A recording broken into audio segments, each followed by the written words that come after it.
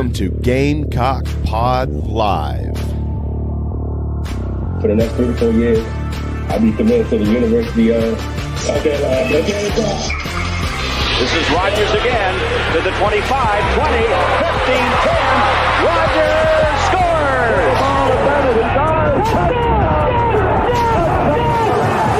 Jackie Bradley Jr.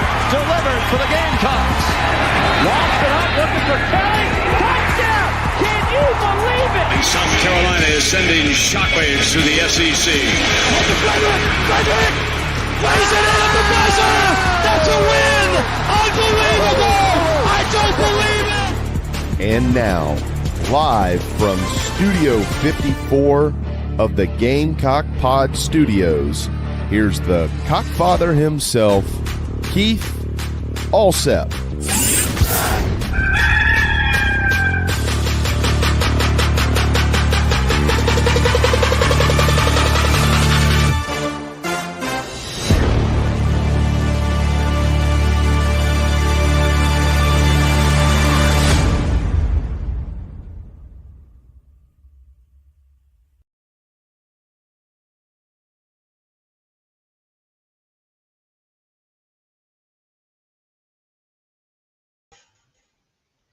Good morning, everybody, and welcome into Gamecock Pod Live for July the 30th. August will be here before you know it. This is episode number 1814 of Gamecock Pod Daily and Gamecock Pod Live, and we have a blockbuster show in store for you today. In just a few minutes, we will be joined by the hardest working man on the recruiting beat.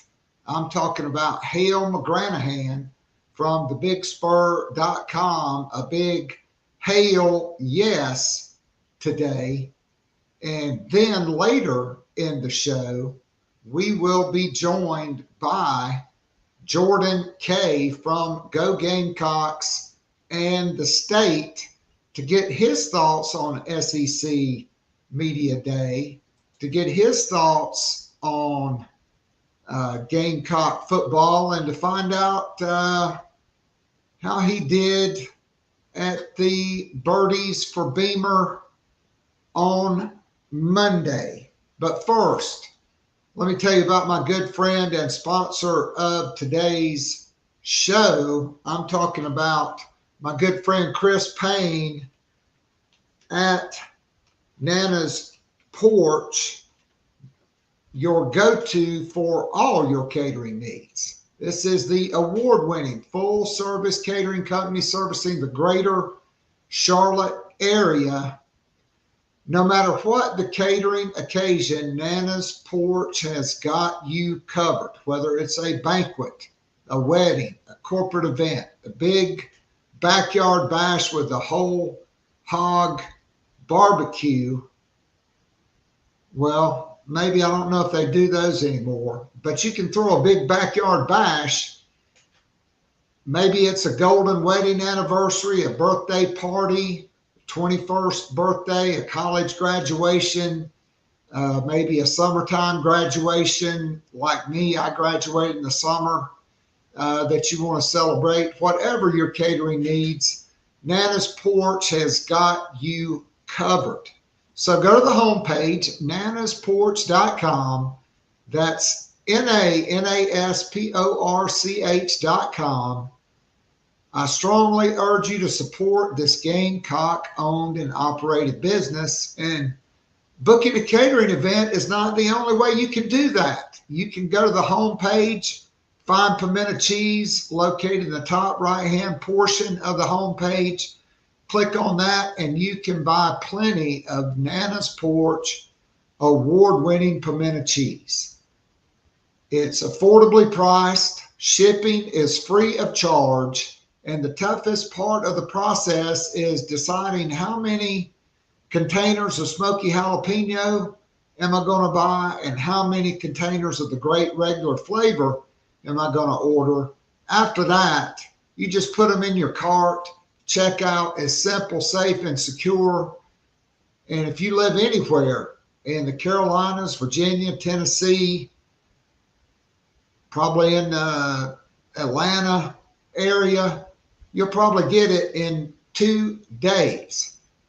Nana's Porch pimento cheese. You will love it.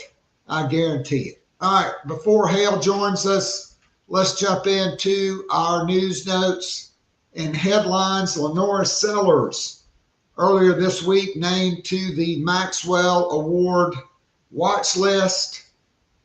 The Maxwell Award has been presented to the College Player of the Year since 1937 and is named in honor of Robert Tiny Maxwell, who was a former standout at Swarthmore College and a renowned sports writer and football official. Sellers, a 6'3", 240-pound redshirt freshman from Florence, was the 2024 National Offensive Player of the Year as selected by the Football Writers of America, a 2024 freshman All-American and All-SEC freshman selection, and third-team All-SEC by the league's 16 coaches. He threw for 2,534 yards and 18 touchdowns, completing 66% of his passes, added 674 yards on the ground, and 7 touchdowns in his first year as a starter. And as we know, 2 of those touchdowns came against Clemson. And Sellers, most recently selected by the media as first-team All-SEC quarterback, which I'm pretty sure that is the first time in school history that has ever happened. Dylan Stewart was named to the Bronco Nagurski preseason watch list. The dynamic sophomore edge rusher had 6.5 sacks last year, placing him on the Football Writers Association of America Freshman All-America team. And, of course, his teammate last year, Kyle Kennard, was the winner of the Nagurski Award. The Football Writers Association of America and the Charlotte Touchdown Club will announce the 4 finalists for the Nagurski Trophy in mid to late November, and the winner will be revealed at an awards banquet in Charlotte on December the 8th. Joyce Edwards, no surprise, she led Team USA to the gold medal at the Nations League Americas Conference in Punta Arenas, Chile. She was the team's leading scorer over 11 games, and in the medal round, she was the leading scorer in 4 of those 6 games. The event, well, they won it, and she was the leading scorer. Joyce Edwards is going to be a stalwart this year. Of course, the bad news, Ashlyn Watkins is going to step away from basketball to focus on her rehab.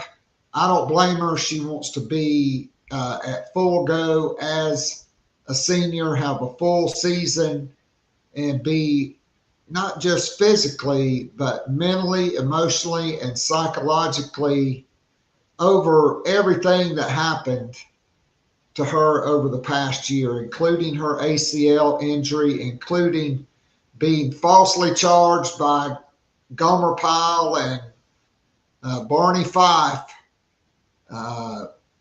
for felony charges within 5 minutes of them showing up. So at any rate, you got that.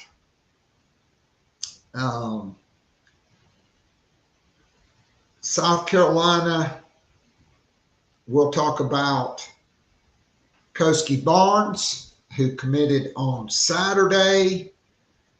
Okay. 6'2" or 6'3", 190-pound corner out of Greensboro, North Carolina. South Carolina beat Miami, Kentucky, Rutgers, Mississippi State, and North Carolina. For him, we'll talk about that more with Hale when he joins us in just a couple of minutes. And South Carolina and North Carolina's women's basketball programs, they are set to square off in an exhibition game in Atlanta on October 30th. It's a doubleheader event created by Complete Sports Management. We'll see the Gamecocks and Tar Heels square off at 6 p.m. in State Farm Arena, followed by the men's game between Auburn and Memphis. Tickets will go on sale on Friday, August the 8th. The Gamecocks are also offering a FAMS bus trip as well. Round trip bus transportation, upper level reserve terrace game ticket, and box lunch, as well as snacks and drinks during the drive, $125 per person. This will be the first exhibition game between North and South Carolina. They've met 22 times in program history. It's knotted at 11 apiece. Dawn Staley is 5-4 all time against the Tar Heels, and I'm pretty sure she's won the last 5. When they got good, Sylvia didn't want to keep playing every year. The two teams met twice in the 23-24 season. The Gamecocks beat North Carolina 65-58 in Chapel Hill on November 30th, and then dominated the Tar Heels 88-41 in the second round of the NCAA tournament en route to their third national championship and a 38-0 perfect season. So there's that. All right. So before Hale joins us, one of my favorite all-time baseball players, Ryne Sandberg from the Chicago Cubs. A year ago, he stood up at a cancer event and had just gotten a scan and was cancer-free. It was actually 11 months ago. 11 months later, at the age of 65, Rhino, as the Cubs called him, passed away from cancer earlier this week. Growing up as a teenager, you got to watch the Cubs every day. You'd come home from school and watch them in the summertime. All they played was day games back then. There were no lights at Wrigley Field.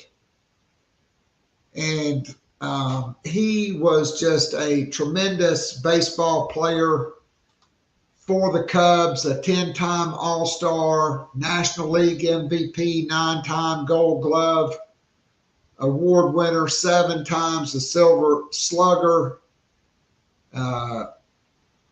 voted in the Chicago Cubs Hall of Fame. His number 23 is retired. And in the Major League Hall of Fame, he was inducted on July 31st, 2005 in Cooperstown. And so real quick, I wanted to read a couple of excerpts from his Hall of Fame speech, just that shows what kind of man and what kind of player he was. He opens by saying, "What a beautiful day this is. I stand here before you today, humbled and a grateful baseball player. I'm truly honored and in awe, honored to be in the class with my fellow inductee, Wade Boggs. I don't know if y'all know this, but Wade Boggs signed to play with South Carolina and then was drafted and never made it to school. And as I look behind me here, wow, at the greatest players in the history of the game, I am in awe. I know that if I had never allowed myself to think that this was, or that if I had ever allowed myself to think this was possible, if I had ever taken one day of pro ball for granted, I'm sure I would not be here today. This will come as a shock, I know, but I'm almost speechless. The reason I'm here, they tell me, is that I played the game a certain way, that I played the game the way it was supposed to be played. I don't know about that, but I do know this. I had too much respect for the game to play it any other way. And if there's a single reason here today, it's because of one word: respect. I love to play baseball. I'm a baseball player. I've always been a baseball player. I'm still a baseball player. That's who I am. And later in the speech, he said, respect. I was taught you never, ever disrespect your opponent or your teammates or your organization or your manager. And never, ever disrespect your uniform. Make a great play, act like you've done it before. Get a big hit, just look for the third base coach and get ready to run the bases. Hit a home run, you just put your head down, drop the bat, and run around the bases, because the name on the front is a lot more important than the name on the back. The great Ryan Sandberg, and we welcome in the great Hale McGranahan from TheBigSpur.com. Hale, how's it going? How's everything in the great city of Columbia? It's muggy, and my Wi-Fi is acting up, so my connection is terrible. I'm sorry. I'm getting a lot of feedback. I'm hearing everything I'm saying. I don't know if there's something we can do to adjust that. I can't hear it. Okay. And well, it's so better now. I think we're good. Okay, awesome. So, Hale,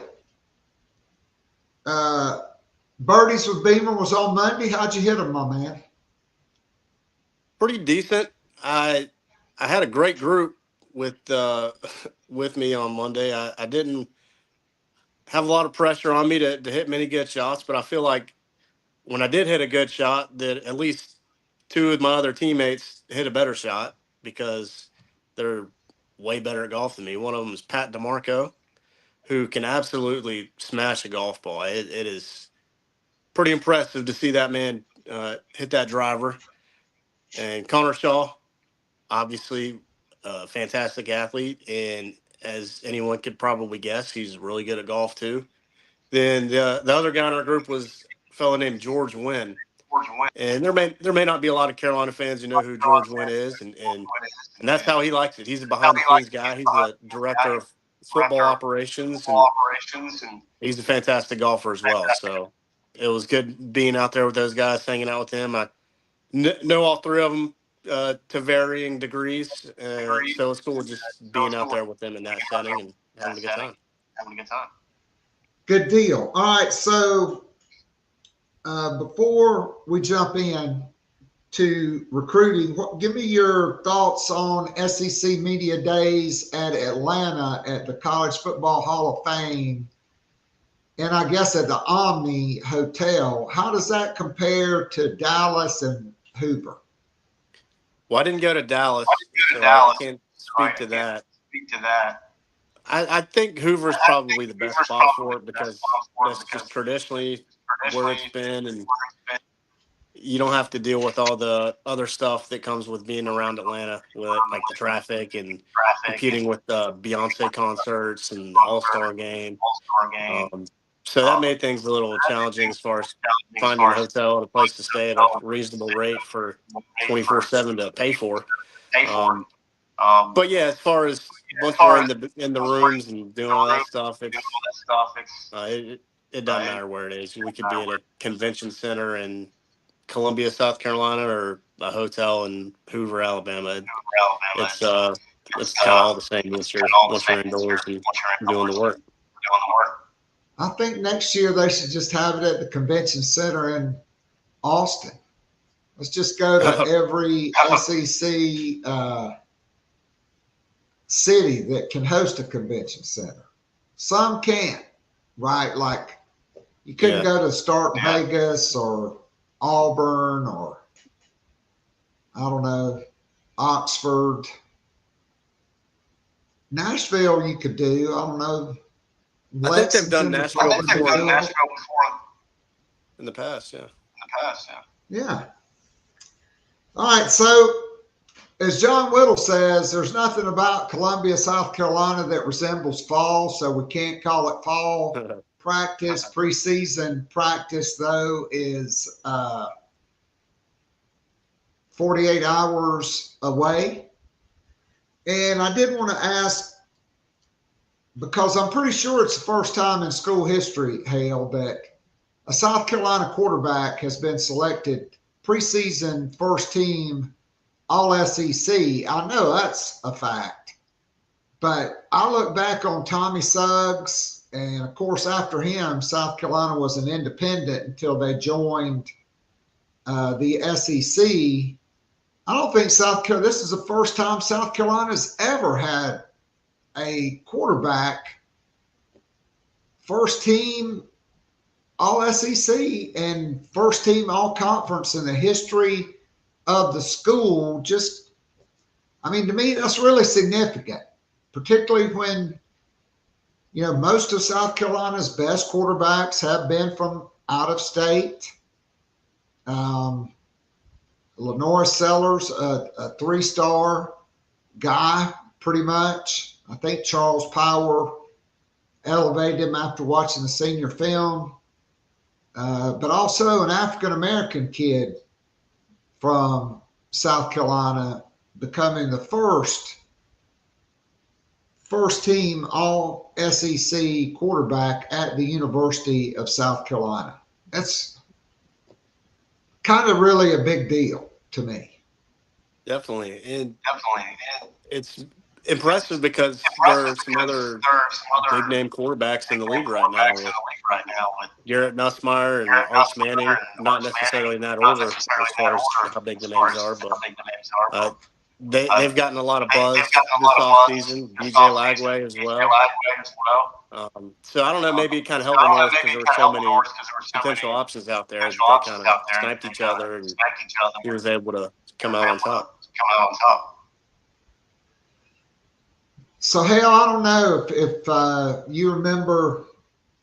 I don't know. I just remember growing up watching the Cubs on WGN every day.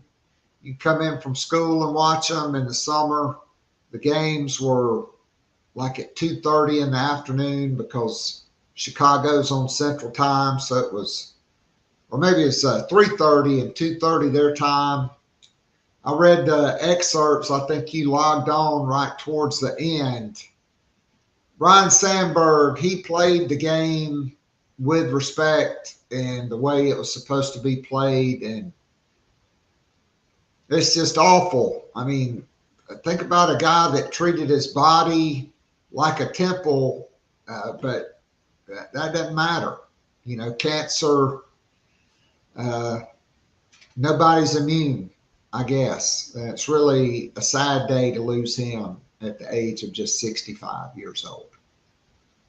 Yeah, the Cubs kind of became my second team growing up because of WGN and being able to watch them during the day.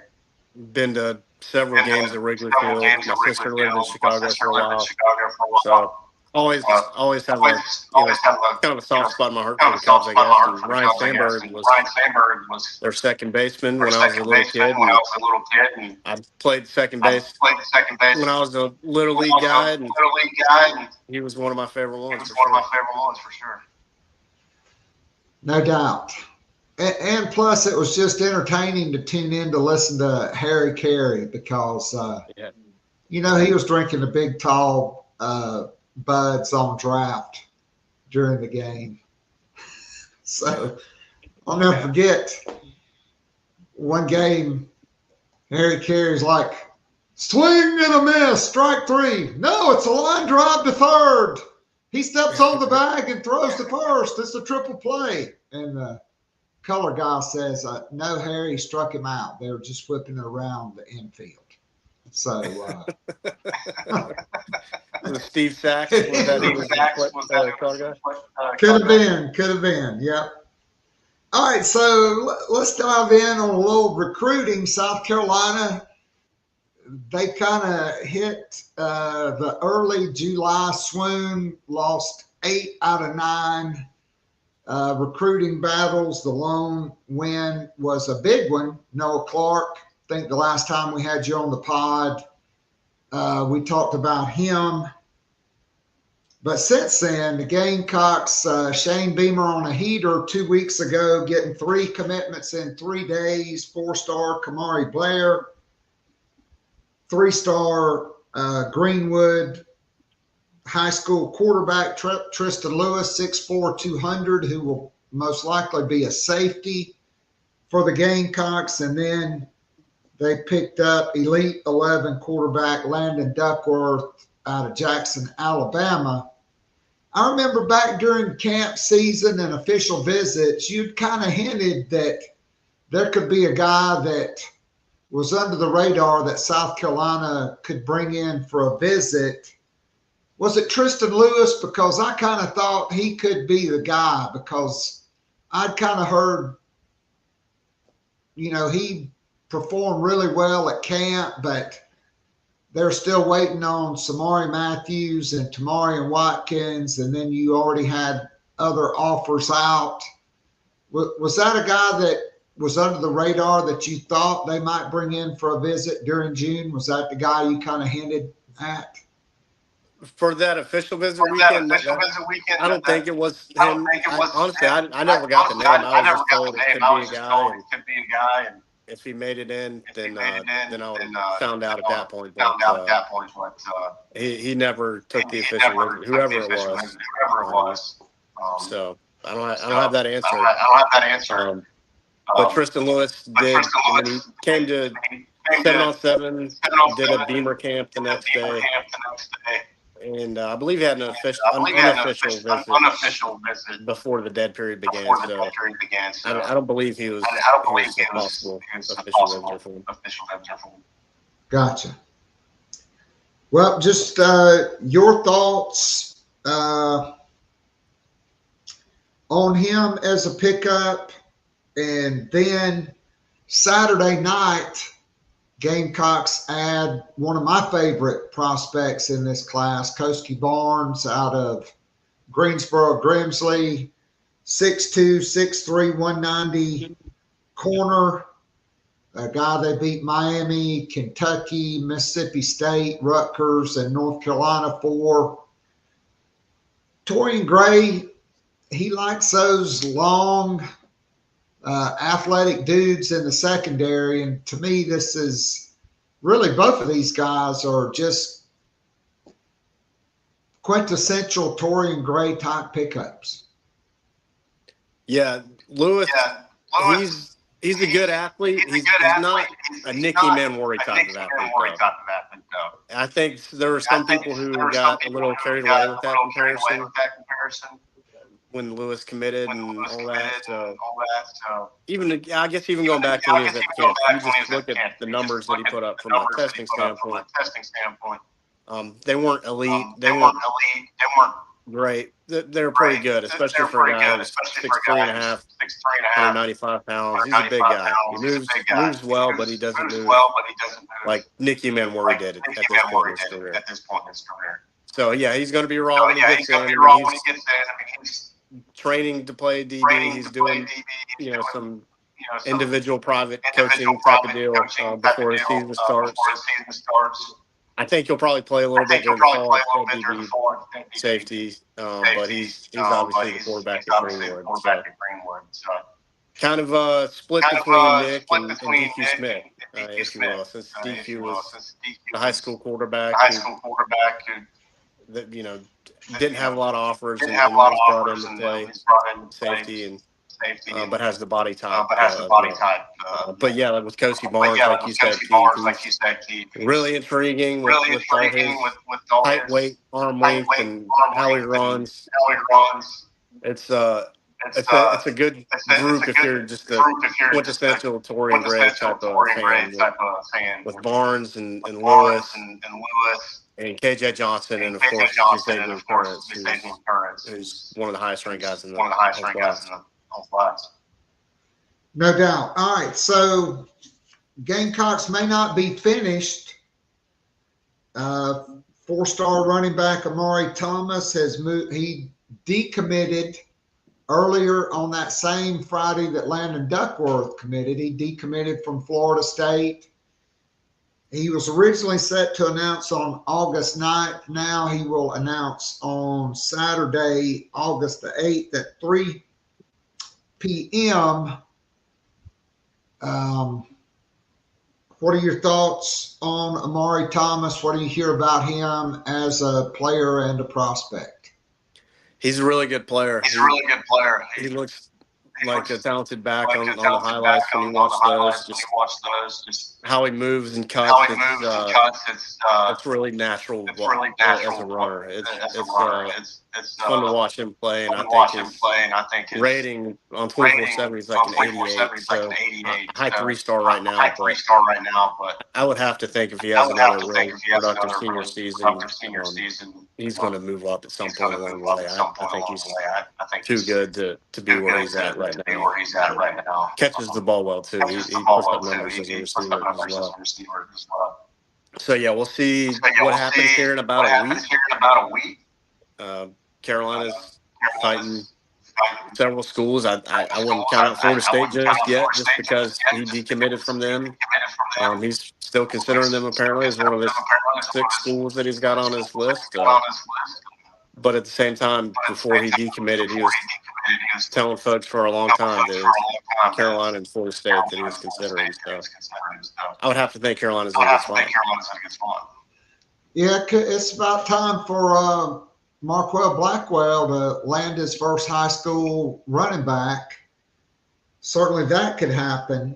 Okay, we know 5-star offensive lineman Darius Gray, the #1 interior offensive lineman in the country, 6'3", 285, out of Richmond, Virginia. He will now announce on August 22nd on the 24/7 Sports YouTube channel.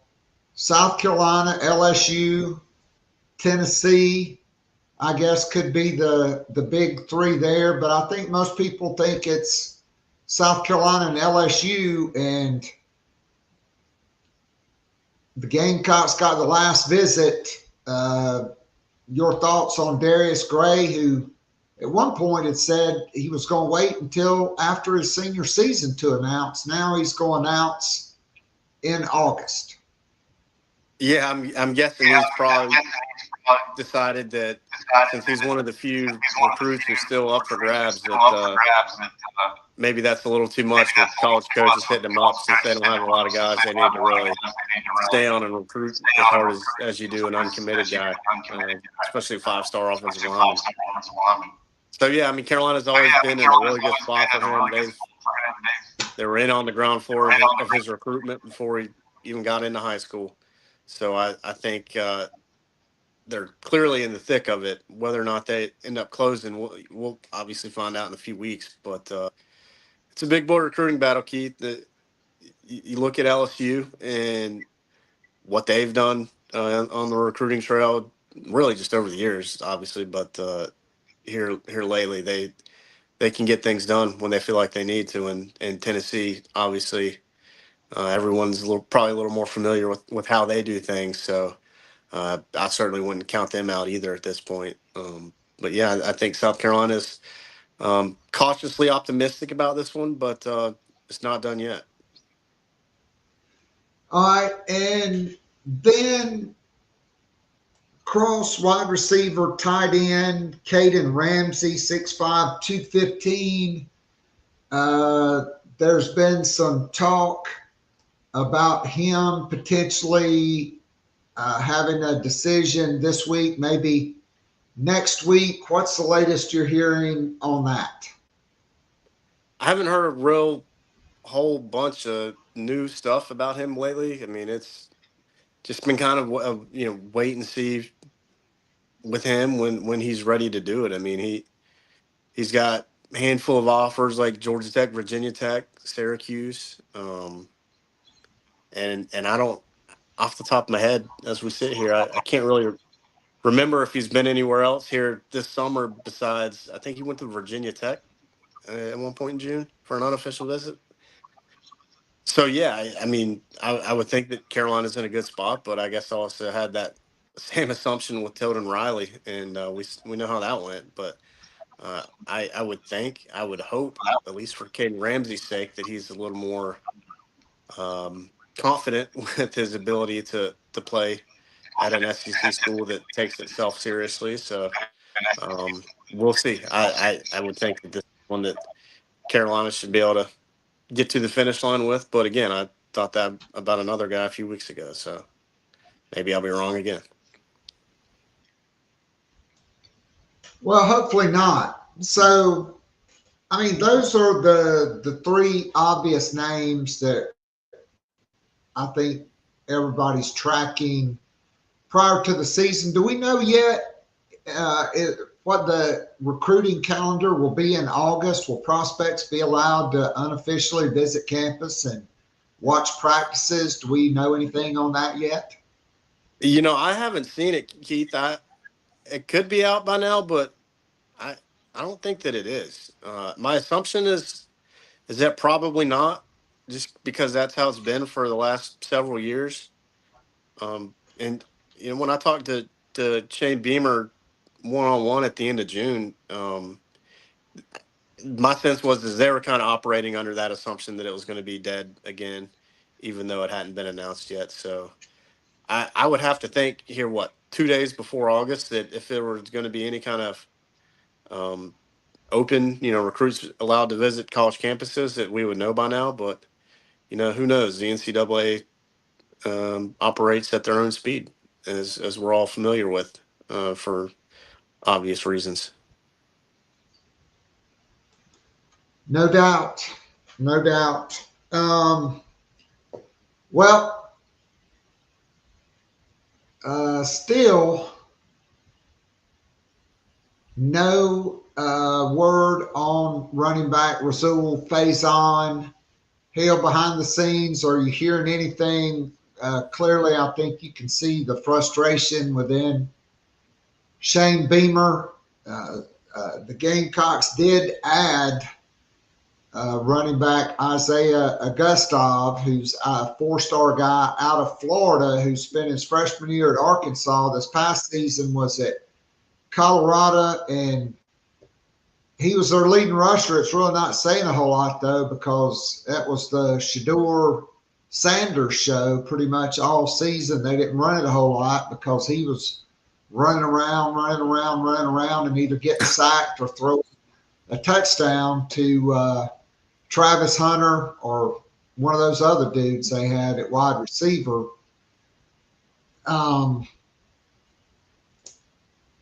Is there any light at the end of the tunnel with Rasul Faison? I would have to think so, but there's appeared to be light at the end of the tunnel. Several stops along the way, so I don't know. I don't know why it's taking this long to figure this thing out. But I'd just be guessing if I was to say yes or no. But I would have to say yes, because the season's about to start. Though we've seen before that these things can drag out into the season on occasion.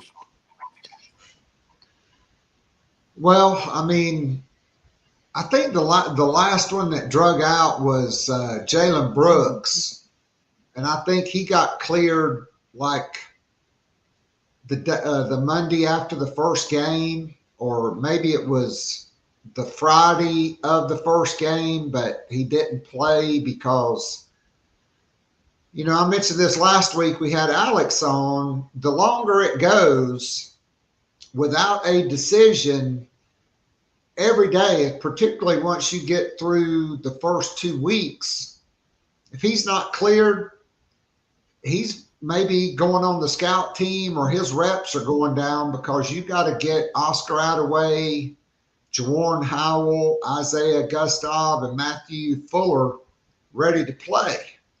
Yeah. So, all right. So here is the NCAA calendar. It is a dead period, but 48 hours before a home contest on the institution's campus or in a facility normally used for its home games that occurs on September 1st or 2nd, or 48 hours through the conclusion of that contest. So South Carolina's out. They're playing in Atlanta. So it really, it's a dead period the entire month of August. All right, so quickly, as we wrap it up with you here today, to me, there's several burning questions. Number one, where does Trey Babalade play? What are your thoughts on that? Right tackle. That'll be my prediction. It's not based on any intel or anything I'm hearing, just good old-fashioned guess. Good man. Good man. I agree, because, I know JC put out the depth chart, and there's some people that think left tackle or left guard is going to be the spot, but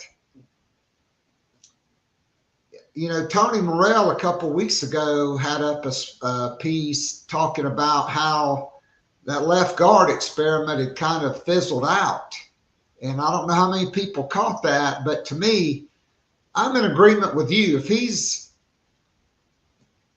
played that well at left tackle and you worked him at left tackle and right tackle, I think it's right tackle, because he's certainly more athletic and I think just more talented than Case and Henry. So yeah, I'm with you on that.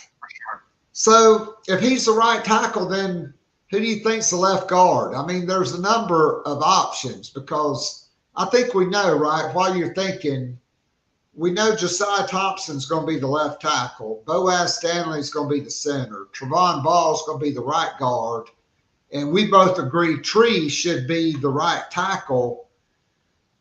So that leaves Marquis Anderson, Nick Sharp, maybe with Nolan Hay coming in as a backup center. Rodney Newsom gets in that mix at left guard. And there's Blake Franks as well. Oh, you forgot somebody. And Shedrick Surratt. There it is. That's the guy who I thought you were forgetting. No, I wasn't going to leave him out. He has really outperformed his ranking thus far, no doubt, coming out of high school. Yeah, well, he was a 4-star. He did finish there. So it's an intriguing battle. All three of those inside spots. I mean, I maybe center a little bit less than those 2 guard spots, but Trevon Ball seems to be a guy who's really asserted himself. But they got all those transfers as veteran guys. If I had to sit here and make a guess on July 30th, I would maybe say Nick Sharp, left guard. But again, emphasis on guess. Long way to go before August 31st. Yeah, I think I would pick him, and then if I was handicapping, right behind him would be Marquis Anderson. I know from reading Lonnie Teasley's thoughts at the Birdies for Beamer, they're really happy with his progress. He's put on more muscle. He's up to 326 pounds, and he's fully healthy, and a very talented dude. All right, so I guess after that, Hale, you had some nuggets at defensive tackle. How do you think that rotation's going to shake out? I mean, I think it could be a week-to-week thing, Keith. If we see Nick Barrett starting with whoever that first game, it could be Nick Barrett and somebody else against South Carolina State. It could change again the following week. Against who is it? Is that the Missouri game? So yeah, it's one of those things. Like everybody's going to play. Almost everybody's going to play. I think it's safe to say Nick Barrett will play more than most. And regardless of who's with him on that first snap of the game, I don't think the difference in snaps between the next 3 to 4 guys after him is going to be that significant. So is that a good thing or a bad thing? I don't know. We're going to have to see, man. Yeah, we've talked for years about this 2025 defensive tackle situation, how it's going to go, and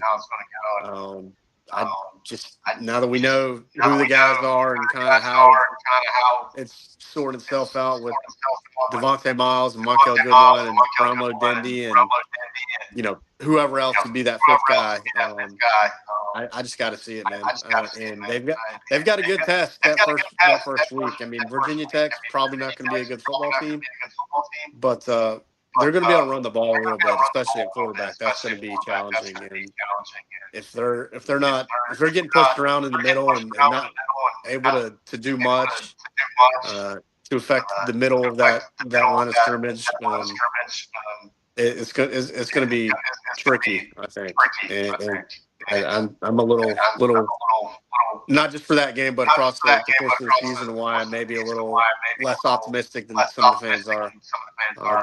The defensive line, especially at tackles, is the reason why. So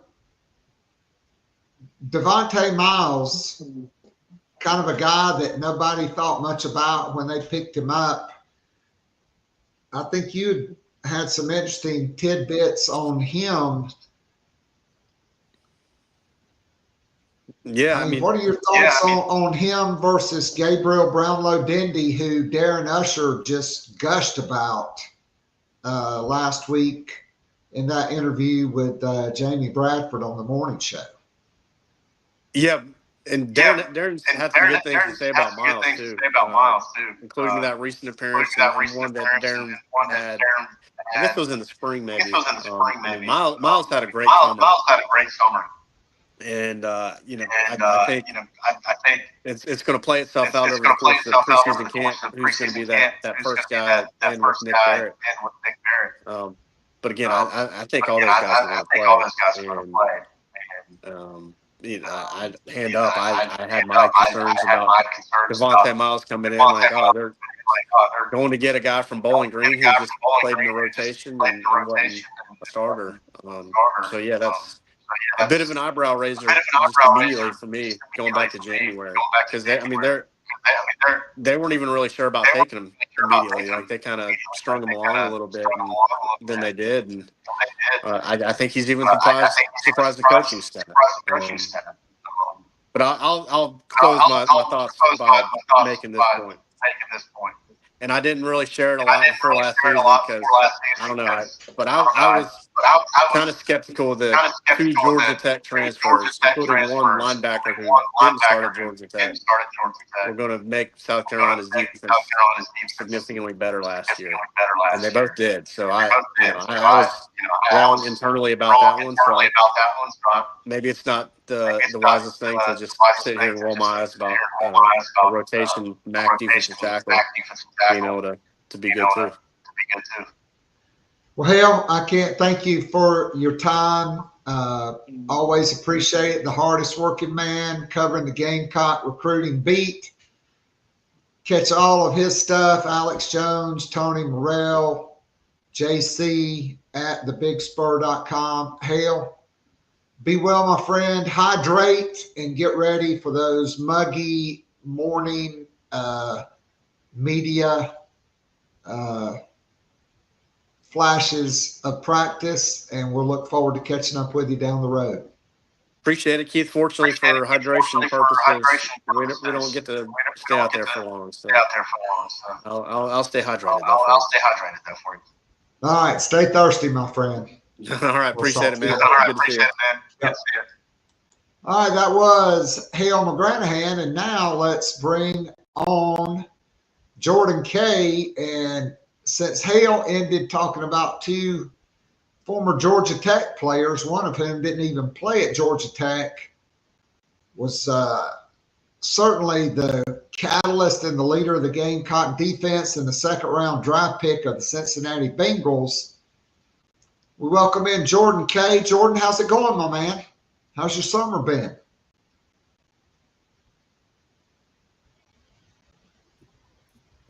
Sorry, I'm good. How are you?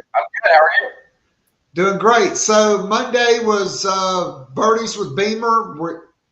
Do you have any peers as far as the sports media goes on the golf course? Were you the best player on the course that day? I doubt it. There had to be someone better. Hey, just how about the media guys and gals? I'm probably. I don't know. Who's better, but no, I'm not a scrub. I think I could hold my own against any of them. All right, good stuff. So let's start. Number one, just your thoughts. Since Hale ended with Jeff Collins, we didn't ask him about that. Shane Beamer now has 4 former head coaches on his staff. Jeff Collins joining the staff on officially, I guess, on Sunday. Your thoughts on them adding a guy that has been a very successful defensive coordinator, that is known as a dynamic recruiter, to the staff this late in the season. So now you have Mike Shula, Sean Elliott, and Mike Furry, all 3 former head coaches on offense, and now Jeff Collins added to the staff on defense. He worked with Clayton White. Of course, he was a GA at Georgia Tech along with Shane Beamer. And then they had Trey Money on their staff at Georgia Tech. Yeah, this is kind of becoming Shane Beamer's MO. Like Saban was doing at Alabama, though. Shane Beamer, hey, come. You got nothing else to do. Come to Carolina. He did this with Freddie Kitchens in, what was that, 2022? Kind of what happened with Mike Shula last year, and that ended up making Shula the offensive coordinator. No, but I think there's just so much familiarity there. Jeff Collins, as you mentioned, worked with all those guys. And so now you've got a dude in the building who has all this experience. And Shane Beamer and Clayton White are going to have so much trust to be able to go talk to him. Shane Beamer has a question about how to do something with your head coach, or how to change something. Hey, we've been poor coming off the bye week. Hey, Jeff, what have you seen in your time of guys coming off the bye week? Not only has Jeff Collins been a head coach, but he's been around guys like Matt Brown and George O'Leary.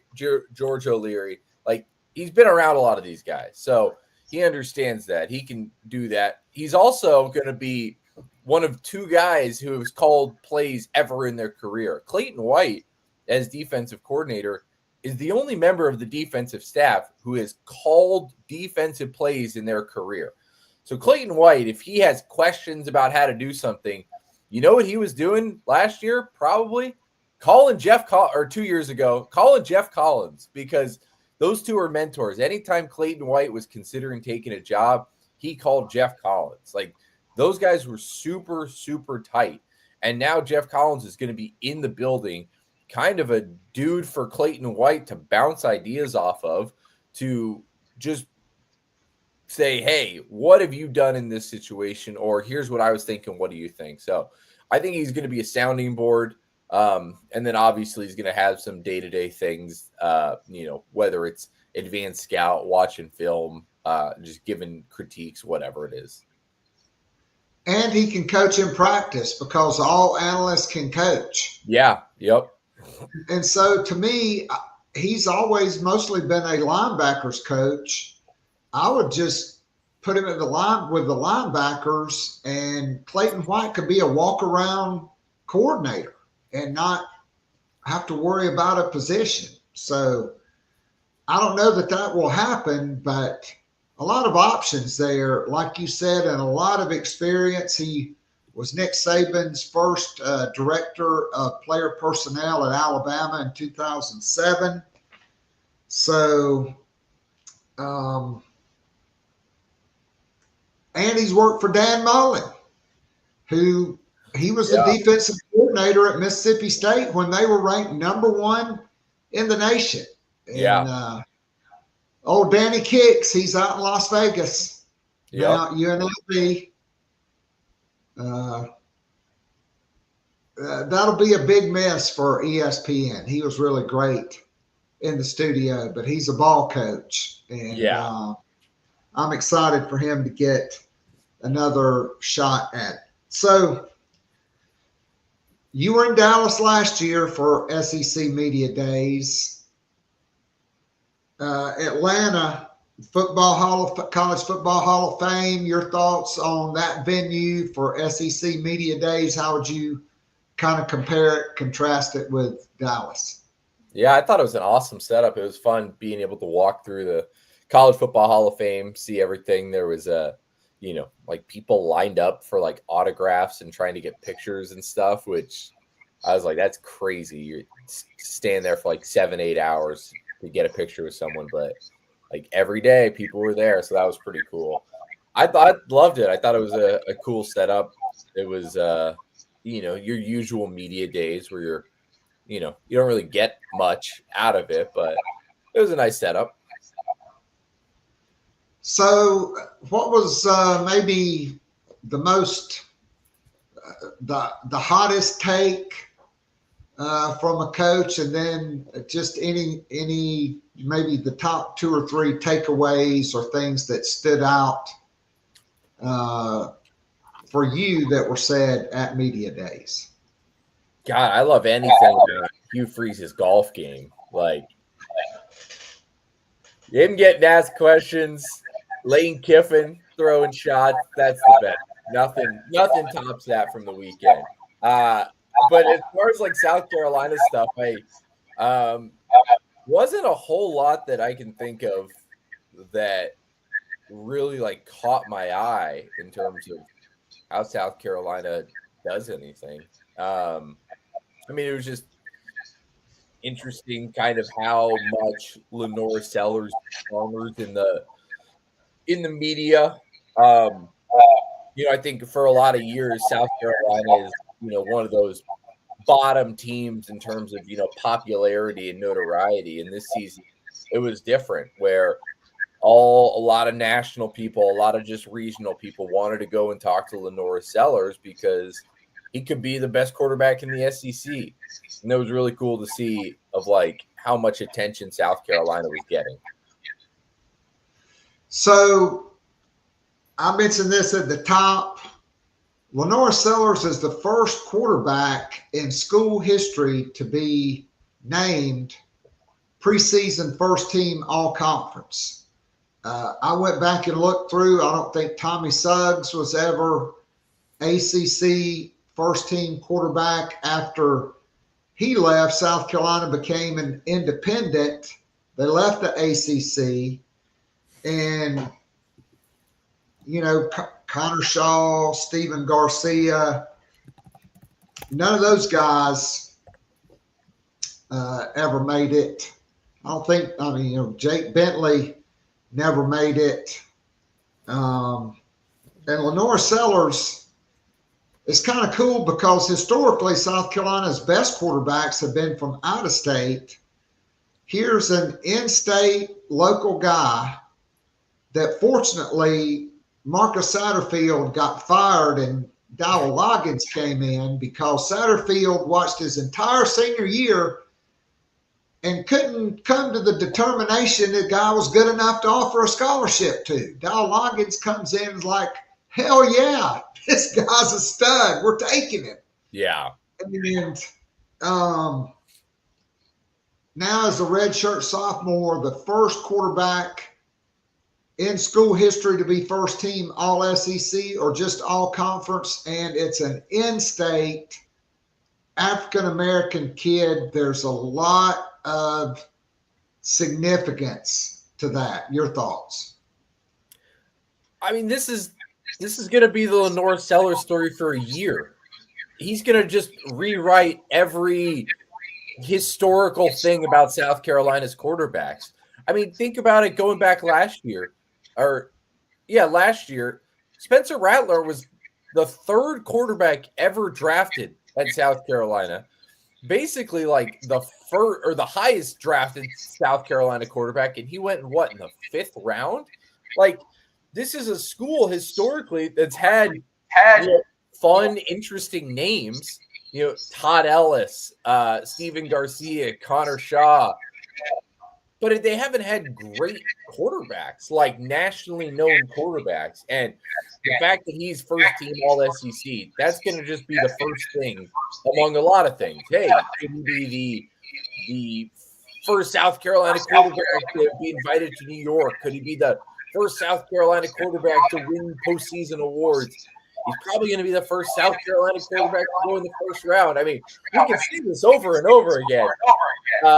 I don't know if it's more of an indictment on South Carolina quarterbacks over the last 75 years or if it's more praise on Lenore Sellers, but it's pretty impressive. And I thought the first team all SEC thing was more interesting than I think anything, because most of the time these preseason award things are the dumbest things on the planet. I mean, what it is media members who cover one team trying to pick, 100 players, most of whom they've hardly watched. I mean, for any fan out there, go and try and list the best offensive linemen in the SEC. You're just guessing. But in saying that, it often becomes a popularity contest. And the fact is, in this popularity contest, Lenore Sellers beat out Garrett Nussmeier from LSU. And that says something. That says, hey, people around the SEC think really, really, really highly of Lenore Sellers. That means they also think really, really highly of South Carolina. And you're kind of starting to see that narrative shift around this program. I mean, no doubt about it. I was kind of shocked. I thought Garrett Nussmeier would be first team all SEC. The guy threw for 4,000 yards last year. Not only that, he won the Oscar for Best Actress in a lead role. I kid on that.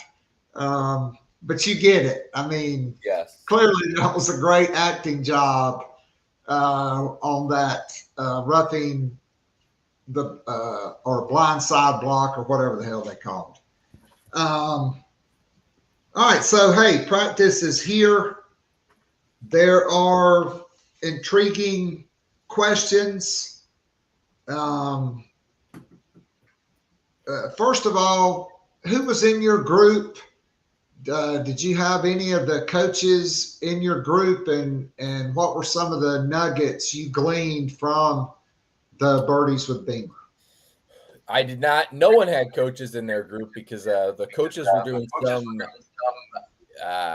clinic or meeting or something out in Greenville, like the coaches, high school coaches thing in Greenville. So, okay. My group was Alex English, got great, and Tyrone Corbin, who I think went to AC Flora in the late 70s, played at DePaul, had a long NBA career, Utah Jazz head coach, NBA assistant, great guy. So fun group. We had a good time.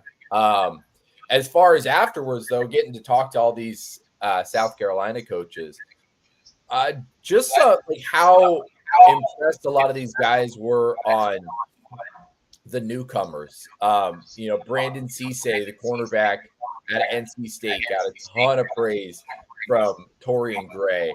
I thought Mike Shula gave a lot of praise to, those offensive linemen that transferred. He really loved, Oscar Attaway, who's transferred now, but Oscar Attaway was praised on. And then Mike Curry just talking up these freshmen as he's done basically since they signed. And if you're trying to manage expectations on these freshman receivers, it doesn't help talking about Curry because you just believe they're all going to go for 1,000 yards after. He's so high and so big that it really makes you excited about what they could do.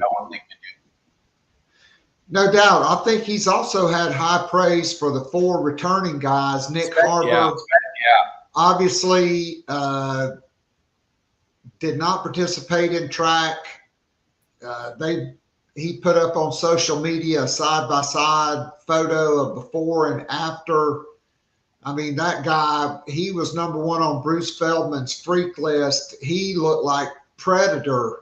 In the latest, full body shot of him. Mazeo Bennett's a guy that Mike Furry is really high on. You've heard a lot of great things about Vandrevis Jacobs, his maturity. He's healthy, explosive, and Jared Brown. And then, to me, we've heard it since bowl practice on Brian Rowe and Malik Clark, but Donovan Murph, from a physical standpoint, he said that's why he reclassified, because he's 6'2", 195. He's physically ready to be an SEC receiver. He reclassified, silently committed, went to the Under Armour All-America game, made his public declaration, then went out there and made a Travis Hunter-like one-handed catch in that game. To me, those are probably my top 7 wide receivers. The 4 returners, Brian Rowe, who is a freak athlete, Malik Clark, and then Donovan Murph. Yeah, I even asked for Donovan Murph was the only freshman wide receiver who didn't show up in the spring. And so I asked Furry, is it going to take him a week or 2 to kind of get to where everyone else is? He's like, no. Because he lived right down the road in Irmo, the rules technically dictated that he was allowed to come to a lot of stuff. He didn't participate in practice. He was on the sidelines all the time. He was in meetings all the time. He had to play big. There is if Donovan Murph gets off to a slow start, the coaching staff is not wanting to blame. Hey, he didn't get here early. He was basically here early. So Donovan Murph should be ready to go right away. And I'm with you. I think both of my top 7 too. And of course, there's a possibility that Lex Cyrus or Jordan Gibron or Jaden Sellers pop this fall and jump into that group. But right now, based off what we saw in the spring game and just the athleticism support, hey, those are my top 7 right now. Heck of a lot better top 7 last year. No doubt about that. So on the offensive line, the big question mark is, where does Tree Babalade play? I asked Hale this question. I'm going to ask you the same question. What are your thoughts? And then I'll share what we had to say about it. I don't know that he does play. If he does, I think it's going to be a guard. But I don't think he's getting one of the 2 tackle spots. And the competition for those interior spots are really high right now. And he's going to have to beat out 2 transfers who have more experience at the guard position than he does. So it's going to be a tough fall for him. The competition is open. He has an opportunity. But he's going to have to beat out Nick Sharp from Wake Forest and Rodney Newsome, and that's a tall task. What did Hale say? So we both agree it's going to be right tackle because he's just that good. You think he's beating out Casey Henry? I can see it, and here's why. Casey Henry, yes, he played over there last year because Tree was not healthy. He was injured. He had the one start in the Missouri game at left tackle for Josiah Thompson, but this guy started like 9 games as a true freshman at left tackle. He's physically easily one of the top 5 players on the team. And to me, he is bigger, tougher, and more athletic than Casey Henry. And we saw him really struggle against the better edge rushers at right tackle. And so that's why, to me, I think he should be the starting right tackle. And I will agree because I think we know Josiah Thompson's going to be the left tackle. We know Boaz Stanley's going to be the center. Trevon Ball most likely is going to be the right guard. And I think Tree Babalade or Casey Henry will be the right tackle. I still think it's going to be Tree. So that leaves left guard. And like you said, there are an abundance of candidates, including, like you said, Nick Sharp, who's played a lot of football at Wake Forest, Rodney Newsome, who they played at center, but is more of a guard now with Nolan Hay coming in he could be the backup center. That shifts him in there. Marquis Anderson is a guy I don't think that should be overlooked. And even true freshman Shed Surratt from Gaffney is drawing a lot of praise from this coaching staff as a guy that's really surprised them. That was so athletic, they considered in the spring playing him at defensive tackle. So I just think there's a lot of options at left guard. And to me, that's why Tree Babalade is at right tackle. Perhaps. My only thing is why didn't he beat him out last year?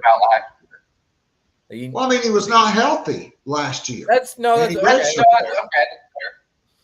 All right, so special teams, I have a ton of questions. So I think we know Mason Love for sure is going to be the punter. Yeah. He's probably going to be the place kicker. Yeah. Max Kelly came in late. I think you caught up with Joe D. Camillus on special teams. His thoughts on Max Kelly. I didn't actually talk to him. So I don't know a ton of what he said about Max Kelly. But I don't know that he knows a ton about Max Kelly yet. He got here in the summer, and I think they're going to kind of figure out this fall can this guy push for the starting job? And that's going to kind of probably take a week or two to really figure out. So I think maybe, obviously, I'm concerned because this is the second straight year South Carolina is going to have a guy that when he trots out for his first field goal attempt, it's going to be the first one of his career. Alex Herrera, in 6 years, up until his 6th year, he never kicked a field goal at South Carolina. He kicks a few extra points in garbage time, right? So I don't know even who is the holder going to be. People are sleeping on the fact that not only was Kai Kroger an All-American, All-SEC level punter, he may have been the best holder in college football because he could throw it and he had unbelievable hands to get a lot of really bad snaps down for his field goal kicker to make kicks. And why is Luke Doty not in the conversation on being the holder? He might be. Wide receiver. He's a quarterback. Yeah. I mean, I keep hearing Peyton Argent and the other guy that's been down there for like 6 years and never played. William Joyce. Yeah, William Joyce. He might be. We'll watch some practice and get back to you, but that's a great idea. Have Luke Doty be the holder. If you're trying to do a fake field goal, he's the perfect guy right there. I agree. So how about Rasul Faison? The NCAA continues to just, it's kind of like the dryer that just keeps running. You keep waiting for your clothes to get dry so you can take them out of the dryer, and they just never get dry and they're not coming out. I mean, yeah. Your thoughts on this entire situation? I mean, from what I know, the waiting is not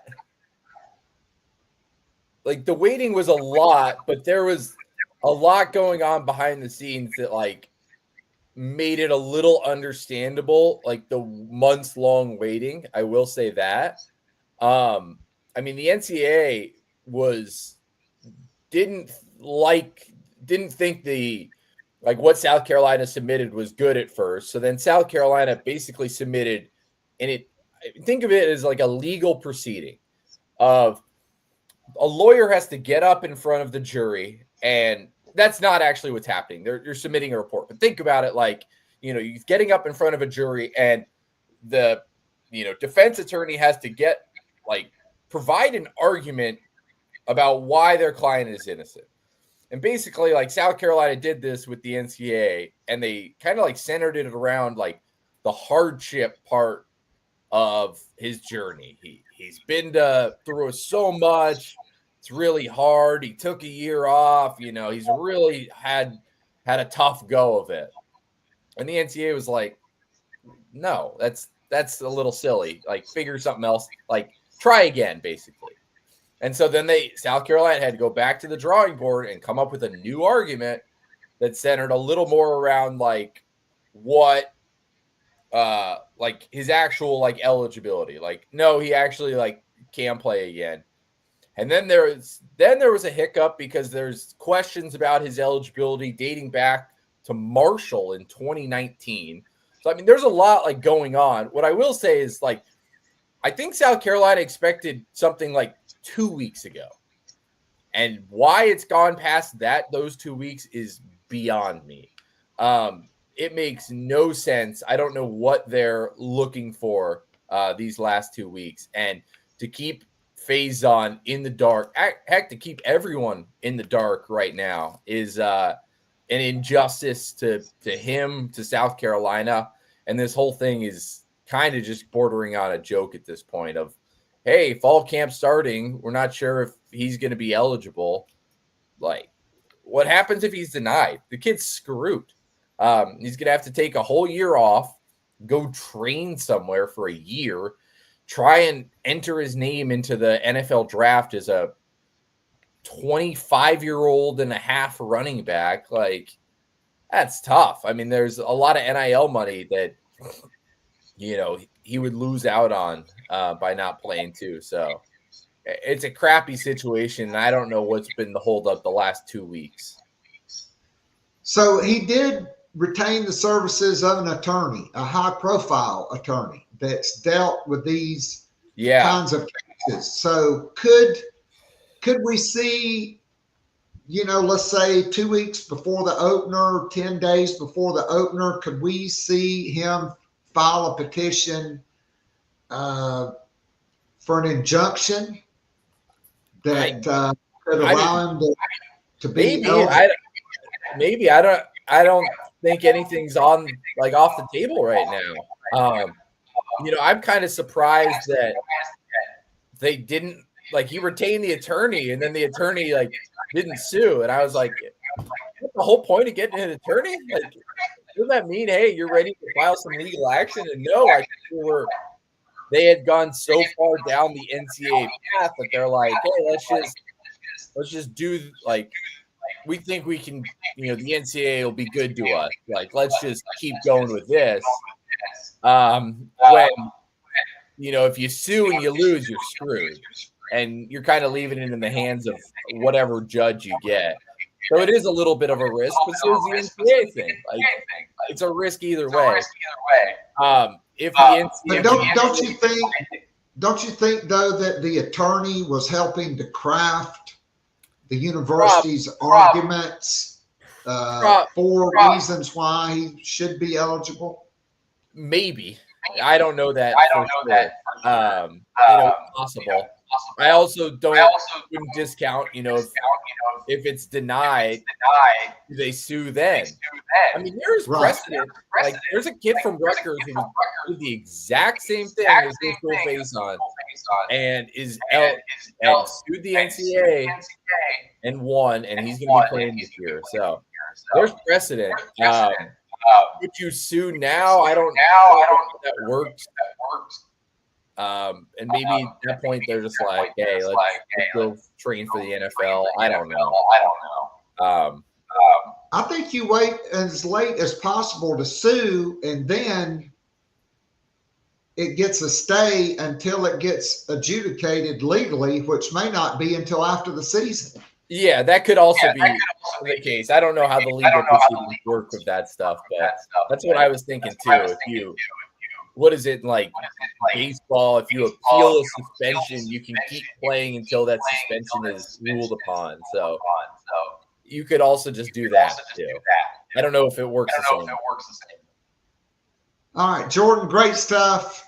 Thanks, Keith. I'll tell you the same thing as Hale. Thanks for being with us. Stay hydrated for those muggy August mornings in Columbia.